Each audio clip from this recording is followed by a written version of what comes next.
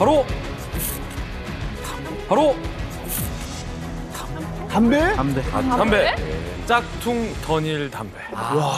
이게 왜 그러냐면 김정은 시대 들어서 중국과 이 북한의 합작 담배 회사와 공장이 북중 접경지대에 엄청나게 세워집니다. 실제 이 던일 담배를 만드는 담뱃잎을 이 중국과 북한의 합작 회사가 이거를 사들입니다.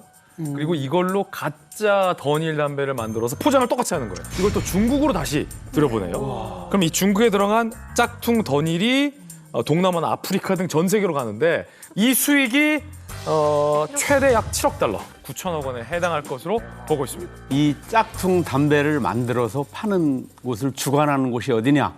그것도 역시 39호실입니다. 다 39실 얘기입니다. 그러니까 이제 39호실 산하 대성 총국에서 옛날부터 대성 담배 공장이라고 운영을 했습니다. 그 전에도 짝퉁 담배를 조금 더 생산하기는 했는데 거기에서 김일성, 김정일 전용 담배를 만들었습니다. 그러니까 기술력이 좋은 거죠. 거기에다가 이제 잎담배를 던일 원료로 수입을 해서 만들다가 보니까 거의 실제 그 던일 담배랑 맛도 비슷할 뿐더러 또 가격이 싸니까. 그래서 인기가 좋지 않나 이렇게 생각이 듭니다. 짝퉁 이 담배 말고도 중국에 많이 수출하는 게 뭐였을까요? 제가 알고 있기로는 가발이나 속눈썹이나 미용 제품도 북한이 중국으로 많이. 그래요. 그러니까 이전에는 원래는 그 철광석 같은 광물이었어요. 거기가 7, 80%는 다 북한에서 생산되는 광물은 다 중국에 이제 수출을 했었는데 이게 대부분 제재 품목에 들어갔거든요, 광물이. 그래서 이제 수출을 못하게 됐어요. 그렇다고 해서 수출을 못할 북한이 아니야. 또 안 받아줄 중국도 아니에요. 비자금은 만들어야 되는데 더 이상 철광석 같은 광물을 중국에 수출 못하니까 다른 우리가 루트를 찾자. 해서 찾아낸 게 모발. 가발을 팔기 시작했는데 나름대로 수요가 있어요. 그래서 북한에서 인모로 가발을 만들어가지고 파는 거야. 뿐만 아니라 가발이 팔리네? 그러면 속눈썹도 팔아볼까? 그래가지고 속눈썹도 이제 중국에 팔기 시작했는데 올 3월부터 5월 북한의 대중 수출 품목 1위가 가발로 등극을 할 정도였습니다.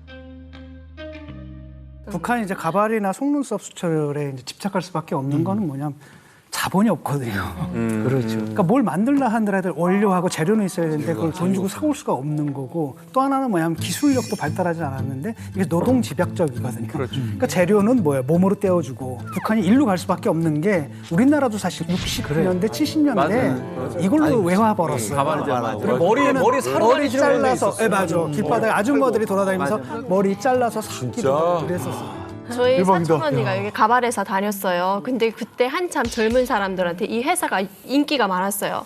그 이유가 이제 여기 회사의 조건이 한 달 월급이 북한 돈으로 10만 원이었어요. 그러다 보니까 젊은 사람들의 인기가 많아서 이제 많이 지원을 했는데 가서 이제 하게 되면은 그 하나 붙인다는 거예요. 다 손으로 한다. 네, 손으로 다 하니까 너무 힘들어서 못 견디고 이제 돈을 떠나서 이제 퇴사하고 나오는 사람들이 많았어요.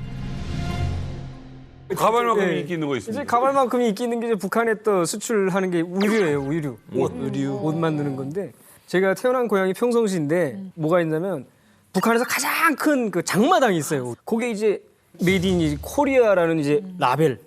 그거만 이제 따로 파는 게 있었어요. 메이드 인 코리아. 네, 메이드 인 코리아 라벨만. 세상에. 그래가지고 이제 어떻게 하냐면 재봉으로 이제 옷을 만들어요. 만들어가지고 거기다 이제 이전에 북한에서 원래 만들면 DPR 코리아라고 썼거든요. 네.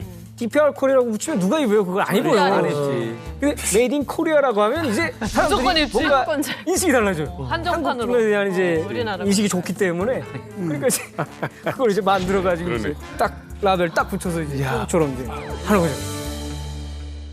그렇게 우리나라 요구를 하면서 메이드 인 코리아 붙여가지고 갔잖아요. 이제 그러니까 뭔가 만들어내서 받치기만 하면 돼.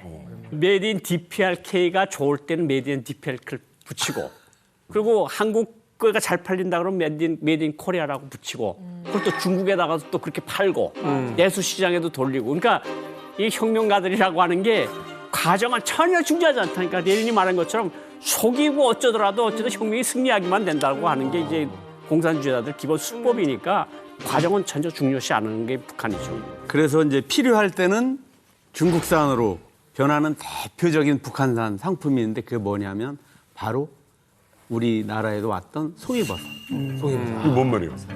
그러니까 2015년 당시에 일본 조총련 산하무역회사에서 북한산 송이버섯을 중국산으로 속이고 1.8톤이나 이제 수입을 해서 판매를 했는데 거기 발각이 됐어요. 북한산 송이버섯을 불법 수입한 혐의로 허종만 조총련 의장의 아들을 일본 경찰이 전격 체포했습니다. 북한산 송이 1.8톤을 중국산으로 속여 수입한 혐의로 허종도 씨와 조총련 산하 식품 도매 회사의 사장과 직원 등 3명을 체포했습니다. 30곳이라고 조총련하고 밀약을 했는데 이익의 50%는 조총련에 주는 조건으로 이제 거래를 했다. 이런 송이버섯은 저희 같은 사람이 또 따는 거예요. 힘없는 이민들이 가가지고 따서 나라에 바치고. 근데 이것보다 더 정말 힘들었던 게 낙지하고 명태였는데 이민반장 집에 이만큼 쌓아놔요. 그러면 이민반 아줌마들이 다 거기 모이는 거예요. 그래서 마른 거를 물에 한번 꺼냈다 나면 물이 묻잖아요. 그럼 그거를 밟게 해요, 엄마들한테. 그럼 밟으면은 커지잖아요. 그러면 이게 크기로 중국에 판매하는 거예요. 근데 이건 또 괜찮아요. 밟으면 되니까. 어떤 엄마들은 이렇게 깔고 앉아 있거든요. 그리고 막 방구도 불불 끼기나 막 방구도 불불 끼기나 막. 근데 이건 또 괜찮아요. 명태는 진짜 짭짤해야 되는 거예요.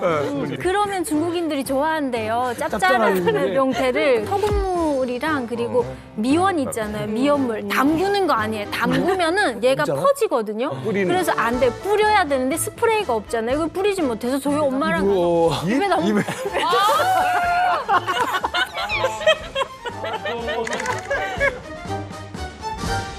북한이 이렇게 가짜 담배, 가짜 라벨, 심지어는 입으로 미원물 뿌려가면서 가짜 명태까지 만들어내는 게 사실은 경제 제재를 피하기 위한 거잖아요.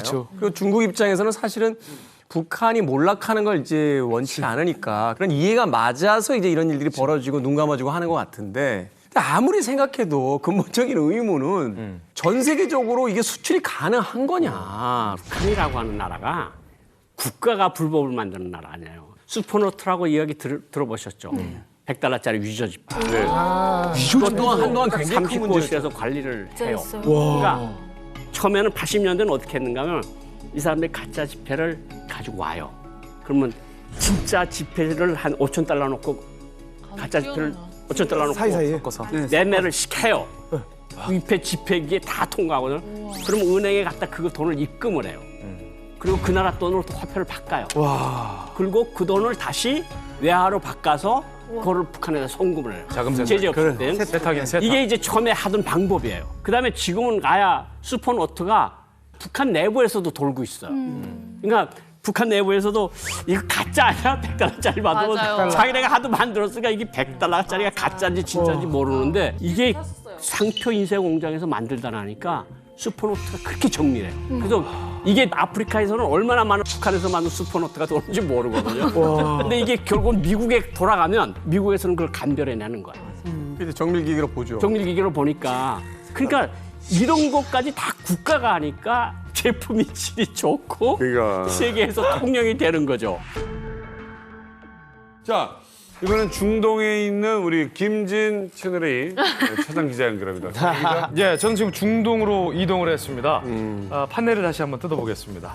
북한이 중동에서 이것을 통해서 막대한 돈을 벌어들이는데 지금까지 나왔던 뭐 이런 자금자금한 것들은 뭐 애교 수준이에요. 자, 그렇다면 북한이 한 해에 중동 쪽에서 이걸로 $10억 에서 $30억 벌어들인다고 한다는 39호실의 효자 수출 상품.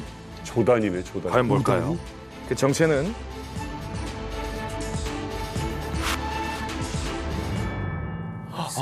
무기, 이스라엘. 무기. 아, 나 이거 들어봤어. 최근에 대량 인명 살상이 가능한 무기들을 북한이 몰래 밀매를 합니다. 90년대부터 북한의 무기 판매를 추적해온 미국의 엔젤로 주립대의 브루스 벡톨 교수에 의하면 북한이 중동, 시리아, 이란 등의 스커드 미사일부터 시작해서 아주 작은 기관총, 수류탄까지 무기 밀매를 계속 해온 걸로 알려졌고 굉장히 오래됐죠. 왜냐하면 주요한 수입원이 이제 스쿼드 미사일 수출이었거든요. 근데 지금은 이제 대북 제재로 북한의 무기 거래가 막혔어요. 그럼에도 불구하고 어떤 방식으로든 간에 북한에서는 이제 목숨이 걸린 거잖아요. 그러다 보니까 UN 국제 무역 통계 데이터베이스에 따르면은 대북 제재가 실시된 이후에 2015년 이후에 오히려 북한의 무기 수출량은 더 늘고 있다고. 트리니다드 토바고라든지 엘살바도르 또 피지 이런 데서까지 북한이 이제 무기를 수입하는 거죠. 뭐 소총도 있고 뭐 RPG도 있고. 대박이다. 여기서 또 북한이 새로운 클라이언트, 고객을 또 찾아냈습니다. 누구요? 저거다. 바그너 그룹의 프리고진이요. 오. 에이, 러시아 용병. 러시아. 일단 그 미국의 백악관 국가안전보장회의에서 얘기를 했어요. 너희들 북한 지금 프리고진이나 손잡았지? 바그너에 무기 팔았지? 당연히 이제 북한에서는 뿅 오리발을 내밀어요. 우리는 그런 적이 없다. 그랬더니 이제 그 백악관에서 딱 증거 사진을 내놔요. 실제로 러시아에서 화물 열차가 북한으로 들어가가지고 북한에서 무기를 싣고 다시 러시아로 가는 게 위성 사진으로 찍혔어요. 그래서 안에 보니까 보병용 로켓, 미사일을 바그너에게 수출했는데 지금 또 어떻게 보면 블루오션에 찾은 거예요. 그렇죠. 블루오션을요.